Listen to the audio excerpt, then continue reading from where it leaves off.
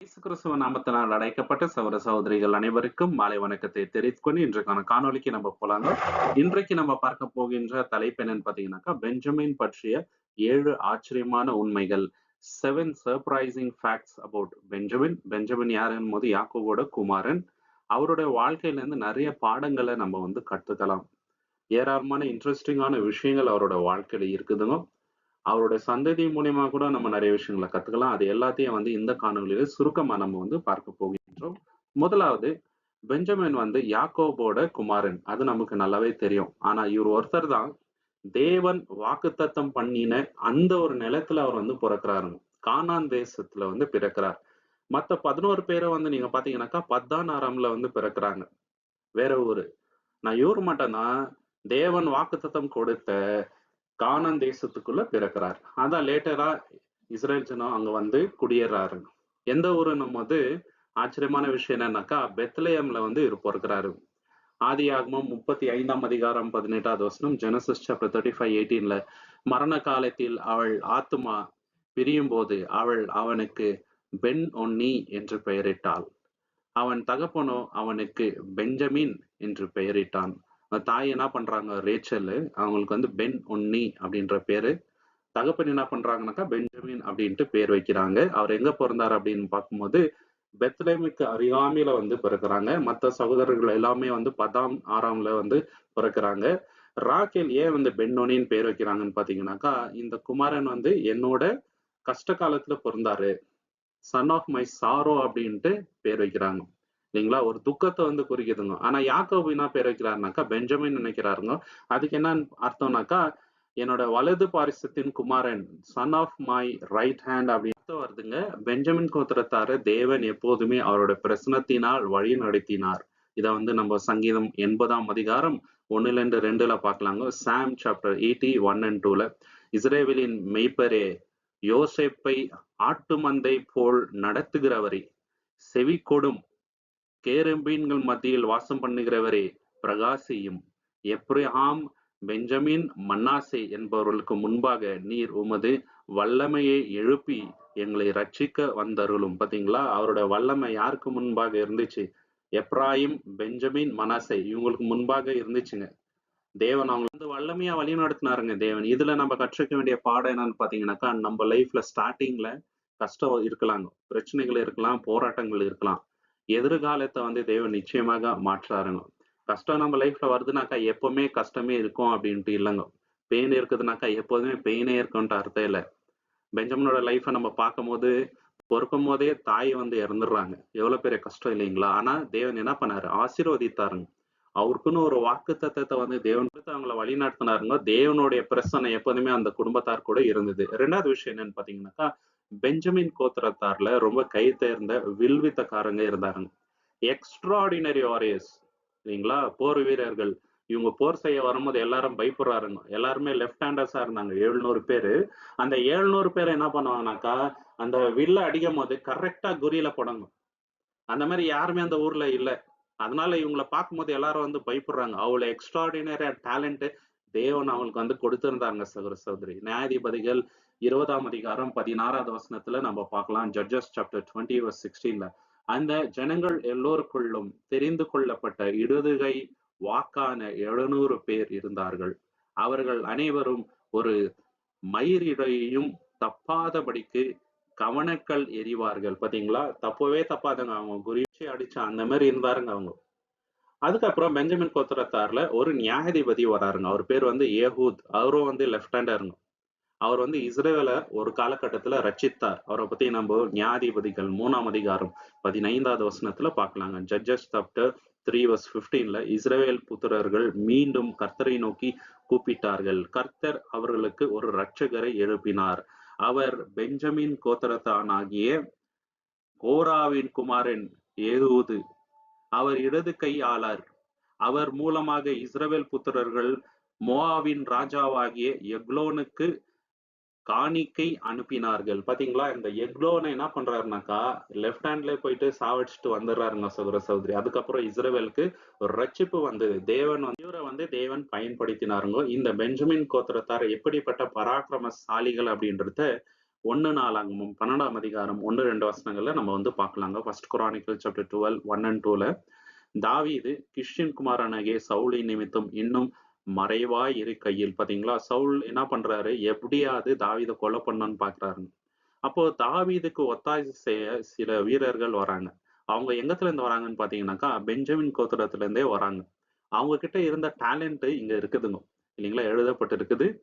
சிக்லாகில் இருக்கின்ற அவனிடத்திற்கு வந்து யுத்தத்திற்கு ஒத்தாசை செய்த வீரரும், கவண்கள் எறிகிறவரும், வில்லினால் அன்பு எறிகிறவதற்கும், வலது இடது கைவாட்டமான பராக்கிரமசாலிகளும் மற்ற மனுஷரும் சவுலின் சகோதரராகிய பெஞ்சமின் கோத்திரத்தாரிடத்தில் பாத்தீங்களா, பெஞ்சமின் கோத்திரத்துல இருந்தே வராங்க. இவங்க கிட்ட இந்த ஸ்பெஷாலிட்டி என்னன்னாக்கா, அந்த வில்லு இருக்குது இல்லைங்களா, அது 2 கையிலயே வந்து இவங்க பயன்படுத்துவாங்க. வலது கையிலயே வந்து இவங்களால வில்ல வந்து எறிய முடியும், இடது கையிலயே வந்து எறிய முடியும். அந்த அளவுக்கு டேலண்ட் இவங்க கிட்ட இருந்து, அந்த ஆர்ச்சரியில இவங்கள மாதிரி ஸ்கில்டு யார் அந்த காலகட்டத்துலங்க. யாக்கோபு பெஞ்சமின் பத்தி ஒரு தீர்க்க தரிசனம் உரைக்கிறார். அந்த கோத்திரத்தார் வந்து எப்படி வருவாங்க, அவங்களோட கேரக்டர் எப்படி அப்படின்றது இங்க நம்ம பார்க்கலாம். ஆதி ஆகமம் 49ஆம் அதிகாரம் 27வது வசனம். Genesis chapter 49:27. பெஞ்சமின் பாய்ந்து பிடிக்கும் ஓனாய், அவன் விடிய காலத்தில் இரையை பங்கிட்டு மாலையில் கொள்ளையை பகிர்ந்து கொள்வான். பாத்தீங்களா, எப்படிப்பட்டவர்னாக்கா ஓனாய், சாதாரண ஓனாய் கிடையாதுங்க இல்லைங்களா. வேட்டையாடுறதுல வந்து ரொம்ப ரொம்ப கொடூரமான ஓனாய் இருக்குது இல்லைங்களா, இறைச்சியை வந்து பங்கிடுது. அந்த மாதிரி அந்த கேரக்டர் வந்து பெஞ்சமின் கோத்திரத்துல இருந்தவங்க நிறைய பேர்கிட்ட இருந்துச்சுங்க. முக்கியமா அப்போஸ்தலனாகிய பவுல் கிட்ட இந்த கேரக்டர் இருந்துச்சு. ஏன்னா அவரும் என்ன ரொம்ப ரொம்ப வைராக்கியமா கிறிஸ்தவங்களுக்கு எதிராக வேலைகளை செஞ்சுட்டு இருந்தாருங்க இல்லைங்களா. சோ அவ்வளவு வைராக்கியம் கொண்ட அந்த கோத்திரத்தாருங்க. இதுல நம்ம கற்றுக்க வேண்டிய பாடம் என்னன்னு பாத்தீங்கன்னாக்கா, ஜனங்க சில விஷயத்த நம்ம கிட்ட விசித்திரமா பார்ப்பாங்க. ஏன் வந்து இவரு இப்படி இருக்கிறாரு, இவரோட உருவம் வித்தியாசமா இருக்குது, இவர் பேசுற விதம் இப்படி இருக்குதுன்ட்டு நம்மள கேலி பண்றது உண்டுங்க. ஆனா தேவன் என்ன பண்ணவர் தெரியுங்களா, அந்த வீக்னஸையே வந்து பலமா மாற்றுவர் தான் நம்மளுடைய தேவன். இப்போ பெஞ்சமின் கோத்திரத்தார்கிட்ட இருந்த ஒரு விஷயம் என்னன்னு பாத்தீங்கன்னாக்கா, நிறைய பேர் லெஃப்ட் ஹேண்டர்ஸா இருந்தாங்க. இந்த லெஃப்ட் ஹேண்ட் பழக்கன்றது ஜனங்க நிறைய பேர் வந்து ஒரு நெகட்டிவான ஒரு விஷயமா தான் பாக்குறாங்க இப்பயும். ஆனா தேவன் என்ன பண்றாருங்க, அதே வந்து ஒரு பலமான விஷயமா மாற்றுகிறவர் தான் நம்மளுடைய தேவனுங்க. 3வது விஷயம் நம்ம என்ன பாக்குறோம்னாக்கா, ஒரு காலகட்டத்துல இஸ்ரேவேல்ல ஒரு கோத்திரத்தாருக்கு விரோதமா இன்னொரு கோத்திரத்தார் வந்து எழும்புறாருங்க. அவங்களுக்குள்ளவே பிரச்சனை ஆயிடுதுங்க. இன்ஃபேக்ட் எல்லாருமே பிரதர்ஸ் தான். ஆனா அந்த எண்ணம் வந்து கொஞ்சம் கொஞ்சமா மாறுது. அவங்களுக்குள்ளேயே சண்டை போட்டுன்னு ஒருத்தர் ஒருத்தர் கொலை பண்ணிக்கிற லெவல்ல வந்து போயிடறாருங்க. அந்த மாதிரி இருக்கும்போது ஒரு சமயத்துல என்ன ஆகுதுன்னு பார்க்கும்போது, பெஞ்சமின் கோத்திரத்துக்கு விரோதமா மத்த கோத்திரத்தார் எல்லோருமே வந்து புறப்பட்டு வந்து நிறைய பேரை வந்து சாவடிச்சிடறாருங்க. அந்த கோத்திரமே அன்னைக்கு வந்து அழிஞ்சு போற நிலைமைக்கு வந்துருச்சு. இதெல்லாம் பண்ணிட்ட பிறகு மத்த கோத்திரத்தார் எல்லாமே வந்து என்ன பண்றாங்கன்னாக்கா, மனஸ்தாபப்படுறாங்க. இப்படி செத்துட்டாங்களே நம்மளுடைய பிரதர்ஸ் அப்படின்னு சொல்லிட்டு. இது வந்து நியாயாதிபதிகள் 21ஆம் அதிகாரம் 6வது வசனத்துல நம்ம பார்க்கலாங்க. ஜட்ஜஸ் சாப்டர் 21:6ல இஸ்ரவேல் புத்திரர் தங்கள் சகோதரராகிய பெஞ்சமீனரை நினைத்து மனஸ்தாபப்பட்டு, இன்று இஸ்ரவேலில் ஒரு கோத்திரம் அறுப்புண்டு போயிற்று அப்படின்ட்டு சொல்றாங்க. ஏன்னா அந்த அளவுக்கு வந்து அன்னைக்கு சண்டை ஆயிடுச்சு. நிறைய பேர் வந்து சாவடிச்சிடுறாங்க இல்லைங்களா. அவ்வளவு டெரிபிளான ஒரு விஷயங்க. ஏன்னா இஸ்ரேல் எல்லோருமே ஒரு கோத்திரத்துக்கு விரோதமா போயிட்டு சண்டை போட்டது வந்து சாதாரண விஷயமே இல்லைங்க. ரொம்ப ரொம்ப டார்க்கஸ்டான ஒரு மொமெண்ட். ஆல்மோஸ்ட் பெஞ்சமின் கோத்திரத்துல இருந்த நிறைய பேர் வந்து அன்னைக்கு செத்து போயிட்டாருங்க. அதனால என்ன முடிவுக்கு வராங்கன்னு பாத்தீங்கன்னாக்கா, அந்த கோத்திரம் திருப்பி வந்து வளரணும், அதுக்காக என்ன பண்ணலாம், நம்ம ஒரு பிளான் பண்ணி அதை நிலைநிறுத்தணும் அப்படின்னு சொல்லிட்டு பண்றாருங்க. அதை வந்து சக்சஸ்ஃபுல்லாவே பண்ணி முடியறாருங்க. இது வந்து நியாயாதிபதிகள் 21ஆம் அதிகாரம் 15ல இருந்து 17 வரைக்கும் நம்ம பார்க்கலாங்க. ஜட்ஜஸ் சாப்டர் 21 15 to 17ல அது குறிப்பிடப்பட்டுள்ளதுங்க. இதுல நம்ம கற்றுக்க வேண்டிய பாடம் என்னன்னு பாத்தீங்கன்னாக்கா, சில ஜனங்கள் நம்ம வாழ்க்கையில இருக்கும்போது அவங்களோட மதிப்பு நமக்கு தெரியாதுங்க. அதனால நம்ம கூட இருக்கிறவங்கள நம்ம வந்து நல்லா பார்த்துக்கணுங்க. அவங்கள வந்து முழுமையா நம்ம லவ் பண்ணணும். ஒரு அஜெண்டா வச்சு பழகக்கூடாது. இயேசு கிறிஸ்து சொன்னது போல அன்கண்டிஷனலா அவங்க மேல நம்ம அன்பு செலுத்தணும், ரெஸ்பெக்ட் கொடுக்கணும். அவங்க எப்படி நம்ம கிட்ட நடந்துக்கிறாங்க அப்படின்றது செகண்டரி. ஆனா நம்ம அவங்க கிட்ட உண்மையா பழகணும் இல்லைங்களா. சோ இஸ்ரவேல் ஜனத்துக்கு அன்னைக்கு ஒரு மனஸ்தாபம் வந்துச்சுங்க, நம்ம சகோதரங்களே இப்படி செத்து போயிட்டாங்களே அப்படின்னு சொல்லிட்டு. கூட இருக்கும்போது அவங்களோட வேல்யூ தெரியல. ஏன்னா இவங்களுக்கு போர் வரும்போது, இஸ்ரேலுக்கு ஏதாவது பிரச்சனை வரும்போது பெஞ்சமின் கோத்திரத்தார் தான் அவங்களுக்காக அதிகமா சண்டை போடுவாங்க. அந்த அளவுக்கு வில்வித்தை அவங்க கிட்ட இருந்துச்சு. பராக்கிரமசாலிகள் அந்த கோத்திரத்துல இருந்தாங்க. இப்போ அவங்க இல்லாத போது அதை நினைச்சு கஷ்டப்படுறாங்க அவங்க. அந்த நிலைக்கு நம்ம போயிடக்கூடாதுங்க சகோதர சகோதரி. 4வது விஷயம் நம்ம என்ன பார்க்கிறோம்னாக்கா, இஸ்ரவேலோட முதலாம் ராஜா எந்த கோத்திரத்துல இருந்து வராருன்னு பாத்தீங்கன்னாக்கா, பெஞ்சமின் கோத்திரத்துல இருந்து தான் வராங்க. இது வந்து 1 சாமுவேல் 9ஆம் அதிகாரம் 1, 2ல நம்ம பார்க்கலாங்க. 1 சாமுவேல் சாப்டர் 9, 1 and 2ல பெஞ்சமின் கோத்திரத்தில் கிஷ் என்னும் பேர் உள்ள மகா பராக்கிரமசாலியான ஒரு மனுஷன் இருந்தான். பாத்தீங்களா, அவர் பேர் வந்து கிஷ். அவர் வந்து பராக்கிரமசாலி. ஏன்னா இந்த கோத்திரத்தோட ஐடென்டிட்டியே என்னன்னு பாத்தீங்கன்னாக்கா, சண்டை போடுறதுல ரொம்ப ரொம்ப கை தேர்ந்தவங்க. பராக்கிரமசாலி தான் அதிகமா வராங்க. அந்த கோத்திரத்துல இருந்து வரவர் தான் சவுல் ராஜா. முதலாம் ராஜா வந்து சவுல். சோ இவரை வந்து தேர்ந்தெடுத்து அவர் ராஜாவாக தேர்ந்தெடுக்கிறாங்க. இந்த கோத்திரம் ரொம்ப சிறிதான ஒரு கோத்திரம். ஆனா அந்த கோத்திரத்துல இருந்து ஒரு ராஜா வருவாருன்ட்டு யாருமே எதிர்பார்த்திருக்க மாட்டாங்க. அது மட்டும் இல்லாம கொஞ்ச காலங்களுக்கு முன்பாக அந்த கோத்திரமே வந்து அழிஞ்சு போகின்ற நிலைமையில இருந்துச்சுங்க. ஆனா இப்போ அந்த கோத்திரத்துல இருந்து ராஜா வந்திருக்கிறாருங்க. அவரை ராஜாவை தேர்ந்தெடுக்கும் போது அவருக்கு அதுல விருப்பம் இல்லைங்க. ரொம்ப ரொம்ப ரிலக்டண்டா இருக்கிறாரு. ஆனா அவரை தான் வந்து தேர்ந்தெடுக்கிறாங்க. 1 சாமுவேல் 10ஆம் அதிகாரம் 22ல 1 சாமுவேல் சாப்டர் 10, 22ல அவன் இனி இங்கே வருவானா என்று அவர்கள் திரும்ப கர்த்தரிடத்தில் விசாரித்த போது, இதோ அவன் தளவாடங்களில் இருக்கின்ற இடத்தில் ஒளிந்து கொண்டு இருக்கின்றான் என்று கர்த்தர் சொன்னார். பாத்தீங்களா, கர்த்தர் வந்து காட்டுறாருங்க அவன் இங்க ஒளிஞ்சிருக்கிறான் அப்படின்னு சொல்லிட்டு. அதுக்கப்புறம் ராஜாவாக அவர் அபிஷேகம் பண்றாங்க. இதுல நம்ம கற்றுக்க வேண்டிய பாடம் என்னன்னு பாத்தீங்கன்னாக்கா, தேவன் பயம் இருக்கிற மனுஷனை கூட பயன்படுத்துவாருங்க. இவர்கிட்ட பயம் இருந்துச்சு, இன்செக்யூரிட்டி இருந்துச்சு. எனக்கு இதுல தகுதி இல்லைன்னு தான் அவர் நினைக்கிறாரு. தேவன் அவரை பயன்படுத்தினாருங்க. அதுதான் உண்மை இல்லைங்களா? ஸ்டார்டிங்ல தேவனுக்கு உண்மையா தான் அவர் வந்து இருந்தாருங்க சகோதர சகோதரி. இதே போல நிறைய எக்ஸாம்பிள வந்து பைபிள்ல பார்க்கலாங்க. மோசையை கூட தேவன் அழைக்கிறாருங்க. மோசே இமிடியேட்டா என்ன ரெஸ்பான்ஸ் பண்றாருனாக்கா, எனக்கு தகுதி இல்ல, நான் மந்தனாவா இருக்கிறேன் அப்படின்னு சொல்லிட்டு சாக்கு சொல்றாரு. இதே போல சொல்லிட்டே போலாங்க நிறைய பேர். கிடியான் கூட அவ்வளவுதான் இல்லைங்களா? எனக்கு தகுதி இல்ல. இந்த மாதிரி தகுதி இல்லாதவங்கள தான் தேவன் பயன்படுத்துதுங்க. நம்மளும் அதே மாதிரிதான். நம்ம யாருமே வந்து தகுதி உள்ளவர்கள் கிடையாது. நம்ம கிட்ட பயம் இருந்துச்சு, இன்செக்யூரிட்டி இருந்துச்சு, இன்னும் சொல்லிட்டே போலாங்க. ஆனா தேவன் நம்மள பயன்படுத்துறாருங்க சகோதர சகோதரி. 5வது விஷயம் என்னன்னு பாத்தீங்கன்னாக்கா, பெஞ்சமினுக்கு மோசே கிட்ட இருந்து எக்ஸ்ட்ராடினரியான ஒரு ஆசீர்வாதம் கிடைத்தது. மோசே என்ன பண்றாருனாக்கா, அவர் சாகறதுக்கு முன்னாடி எல்லா கோத்திரத்துக்கும் ஆசீர்வாதங்களை கொடுக்கிறாரு. பெஞ்சமினுக்கு ஒரு குறிப்பிட்ட ஆசீர்வாதத்தை வந்து கொடுத்தார். அது என்னன்றத உபாகமம் 33ஆம் அதிகாரம் 12வது வசனத்துல பார்க்கலாங்க. டியூட்ரானமி சாப்டர் 33 verse 12ல பெஞ்சமினை குறித்து கர்த்தருக்கு பிரியமானவன். பாத்தீங்களா, ஸ்டார்டிங் வார்த்தையே ரொம்ப ரொம்ப இன்ட்ரெஸ்டிங்கா இருக்குதுங்க. கர்த்தருக்கு பிரியமானவன், பிலவட் ஆஃப் காட் அப்படின்ட்டு சொல்றாருங்க. எவ்வளவு பெரிய விஷயங்க. தேவன் லவ் பண்றவர் அப்படின்ட்டு சொல்றாருங்க. அவரோட சுகமாய் தங்கி இருப்பான். அவனை எந்நாளும் அவர் காப்பாற்றி அவன் எல்லைகளுக்குள்ளே வாசமாய் இருப்பார் என்றார். பாத்தீங்களா, இந்த வார்த்தைகள் கேட்கும் போது அவ்வளவு கம்ஃபர்டிங்கா இருக்குதுங்க. ஃபர்ஸ்ட் வார்த்தை என்ன சொல்றாருங்க, பிலவட் ஆஃப் காட். தேவன் உன்னை ரொம்ப லவ் பண்றாரு. உன்னை எந்நாளும் அவர் வந்து காப்பாற்றுவாரு. உன் எல்லையில அவர் வந்து வாசமா இருப்பார் அப்படின்ட்டு. இதுக்கு மேல ஒரு ஆசீர்வாதம் என்ன வேணுங்க? அதனால்தான் வாழையடி வாழையா பெஞ்சமின் கோத்திரத்தார் தேவன் காப்பாத்துறாருங்க சகோதர சகோதரி. இது சாதாரண விஷயமே இல்லைங்க. ரொம்ப ரொம்ப அழகான ஒரு ஆசீர்வாதத்தை தேவன் அவங்களுக்கு கொடுக்குறாருங்க. தேவன் உங்களை நேசிக்கிறாருன்னு ஒருத்தர் வந்து நம்மள சொல்லும் போது எப்படி இருக்கணும் இல்லைங்களா? அதோட பெரிய ஆசீர்வாதம் வேணுங்களா? அது மட்டும் இல்லாம இவங்க எங்க குடியிருந்தாங்களோ அந்த இடத்துல தான் தேவனுடைய ஆலயம் வருதுங்க சகோதர சகோதரி. அந்த அளவுக்கு ஆசீர்வாதம் அவங்க லைஃப்ல வந்து கிடைக்குதுங்க. அடுத்து சங்கீதம் 68ல நம்ம என்ன பாக்குறோம்னாக்கா, தேவன் இஸ்ரவேல வனாந்தரத்துல இருந்து கூட்டி வந்தார் இல்லைங்களா? சோ அப்போ தேவனை வந்து துதிக்கிறாங்க. தேவன் வல்லமையா எப்படி வழி நடத்துனாங்க அப்படின்னு சொல்லிட்டு. ஜியோன் மலையில தேவனுடைய பிரசனம் எப்படி வந்துச்சு அப்படின்றத சொல்லி வந்து துதிக்கிறாங்க. அப்போ அவங்கள துதிப்பவர்கள் யார் யாரு? அந்த பவனி வரவங்க யார் யாருன்ட்டு ஒரு லிஸ்ட் வருதுங்க. அதுல வரவங்க யாருன்னு பார்க்கும்போது பெஞ்சமின் கோத்திரத்தார் வராங்க. அமேசிங்கான ஒரு சாப்டருங்க இது.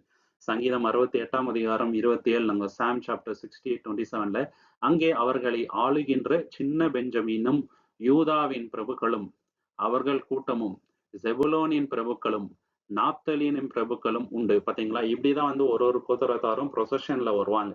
அதுல பெஞ்சமின் வந்து ஃபர்ஸ்ட் வருதுங்க. அது ரொம்ப ரொம்ப ஆச்சரியமா இருக்குது. அது மட்டும் இல்லாம பாபிலோன்ல அடிமையா இருந்தாங்க இல்லைங்களா இஸ்ரேல் ஜனம். அவங்க ரிட்டர்ன் வரும்போது பெஞ்சமின் கோத்திரத்தாரும் ரிட்டர்ன் என்ன பண்றாங்க, இஸ்ரேலுக்கு வராங்க. இது எஸ்ரா 1ஆம் அதிகாரம் 5வது வசனத்துல நம்ம பார்க்கலாங்க. எஸ்ரா சாப்டர் 1 verse 5ல அப்பொழுது எருசலேமில் உள்ள கர்த்தருடைய ஆலயத்தை கட்டுகிறதற்கு போகும்படி யூதா பெஞ்சமின் வம்சங்களின் தலைவரும் ஆசாரியரும் லேவியரும் அன்றி எவர்கள் ஆவியை தேவன் ஏவினாரோ அவர்கள் எல்லோரும் எழுப்பினார்கள். பாத்தீங்களா, யாரெல்லாம் எழுப்பினாங்க? யூதா பெஞ்சமின் வம்சங்களை சேர்ந்தவங்க. தேவனோட ஆவி அவங்க மேல வருது. சோ அவங்க வந்து உற்சாகமா போறாங்க. திருப்பி போய் ஆலயத்தை கட்டணும், அந்த வாலை வந்து ரீபில்ட் பண்ணணும்ன்ற எண்ணத்துல பாக்குறாங்க. சோ தேவன் கொடுத்த வாக்குத்தத்தம் நிறைவேறுதுங்க. தேவன் எப்போதுமே இந்த கோத்திரத்தார் கூட இருந்தாருங்க. அது மட்டும் இல்லாம ரெஹபாம் ராஜா ஆளுகை செய்த காலகட்டத்துல இஸ்ரேல் வந்து 2ஆ பிரியுதுங்க, 2 ராஜ்யமாக. அதுல நார்த் சைடுல என்ன ஆகுதுனாக்கா 10 கோத்திரத்தார்கள் பிரியறாங்க. 2 கோத்திரம் சதர்ன் கிங்டம் ஆயிடுதுங்க. அது என்னன்னு பாத்தீங்கன்னாக்கா யூதா பெஞ்சமின். யூதால இருந்து தான் தாவீதோட வம்ச வரலாறு வருதுங்க. அங்கதான் இயேசு கிறிஸ்துவ வராரு இல்லைங்களா. தேவன் அவங்களதான் வந்து ராஜாவாக தேர்ந்தெடுத்தார், அந்த வம்சத்தார். அதனால இந்த பெஞ்சமின் கோத்திரத்தார் என்ன பண்றாங்கன்னு பாத்தீங்கன்னாக்கா இவங்களுக்கு வந்து அஃபினிட்டியா இருக்கிறாருங்க, க்ளோஸா இருந்துடுறாருங்க. சோ வந்து நம்ம பாக்குறாங்க. இதுல நம்ம கற்றுக்க வேண்டிய பாடம் என்னன்னு பாத்தீங்கன்னாக்கா என்னதான் பிரச்சனை வந்தாலும், வம்சமே அழிஞ்சு போற நிலைமை வந்தா கூட தேவன் வாக்குத்தத்தம் கொடுத்தா எப்படினாலும் காப்பாத்துவாருங்க. அதுக்கு சிறந்த உதாரணம் பெஞ்சமின். இஸ்ரேல் கோத்திரத்தார் கூட சிறந்த உதாரணம் தாங்க. அதுல பெஞ்சமினை வந்து செப்பரேட்டா நம்ம வந்து பார்க்கலாங்க. ஏன்னா ஒரு காலகட்டத்துல அந்த வம்சமே வந்து அழிஞ்சுற மாதிரி இருந்துச்சு. ஆனா தேவன் என்ன பண்ணாரு?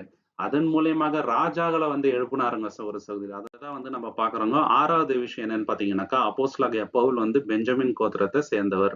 ரொம்ப முக்கியமான பர்சன் நியூ டெஸ்டமெண்ட்ல.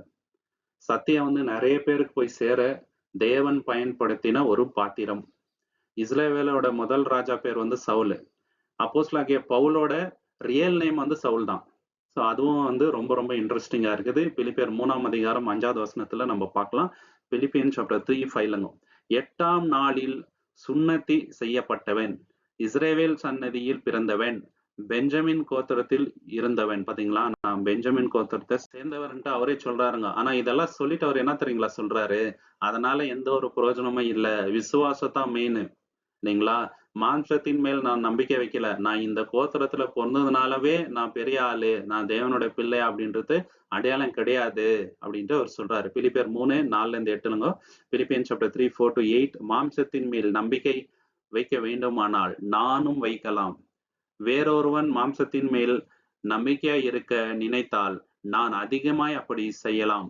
நான் 8ஆம் நாளில் விருத்த சேதனம் அடைந்தவன், இஸ்ரவேல் வம்சத்தான், பெஞ்சமின் கோத்திரத்தான், எபிரேயில் பிறந்த எபிரேயன், நியாயப்பிரமாணத்தின்படி பரிசேயன், பக்தி வைராக்கியத்தின்படி சபையை துன்படுத்தினேன், நியாயப்பிரமாணத்திற்குரிய நீதியின்படி குற்றம் சாட்டாதபவன். ஆகிலும் எனக்கு லாபமாய் இருக்கவை எவைகளோ அவைகளை கிறிஸ்துவுக்காக நஷ்டமென்று எண்ணினேன். அது மாத்திரமல்ல, என் கர்த்தராகிய கிறிஸ்து இயேசுவை அறிகின்ற அறிவின் மேன்மைக்காக எல்லாவற்றையும் நஷ்டம் என்று எண்ணிக்கொண்டிருக்கின்றேன். பாத்தீங்களா, நானு பெஞ்சமின் கோத்திரத்தை சேர்ந்தவனா இருக்கலாம், நான் பரிசேயனா இருக்கலாம், என்கிட்ட வைராகியம் இருக்கலாம், அதெல்லாம் ஒண்ணுமே இல்லை, அதெல்லாம் நான் என்ன நினைக்கிறேன், நஷ்டம்தான் நினைக்கிறேன் அப்படின்ட்டு அவர் சொல்லிட்டாருங்க. இதுல இருந்து நம்ம கற்றுக்க வேண்டிய பாடம் என்னன்னு பாத்தீங்கன்னாக்கா, நம்ம எந்த குடும்பத்துல இருந்து வரோம் அப்படின்றது முக்கியமே கிடையாதுங்க. அந்த அடிப்படையில நம்மளுக்கு ரட்சிப்பும் வர்றது இல்ல, விசுவாசத்தான் மெயின்.